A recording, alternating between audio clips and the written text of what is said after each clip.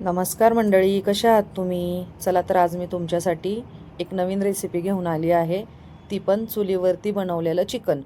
चला आपण रेसिपीला सुरुवात करूया.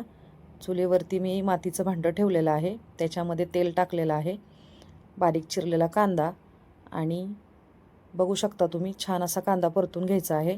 त्याच्यामध्ये वाटलेलं वाटण घालायचं आहे. वाटणामध्ये मी आलं, लसूण, खोबरं, कोथिंबीर आणि भाजलेला कांदा हे सर्व मिक्स करून छान मिक्सरला बारीक केलेलं आहे आणि ते आता आपण तेलामध्ये ॲड करून छान परतून घेणार आहोत. याच्यामध्ये आता आपण मसाले ॲड करूयात. बारीक चिरलेला टोमॅटो टाकलेला आहे. मसाल्यामध्ये मी घरचा मसाला, धने पावडर, जिरे पावडर, हळद, मिरची पावडर आणि मीठ हे टाकून आणि चिकन मसाला हे टाकून सर्व मिक्स केलेलं आहे.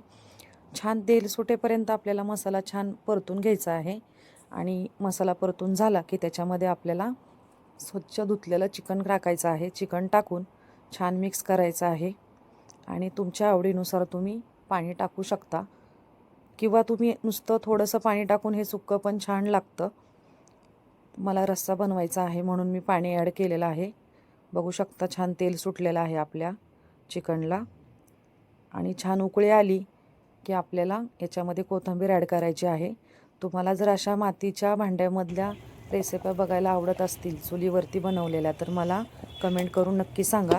प्लीज नवीन असाल तर चॅनलला सबस्क्राईब करा, लाईक करा, शेअर करा. धन्यवाद.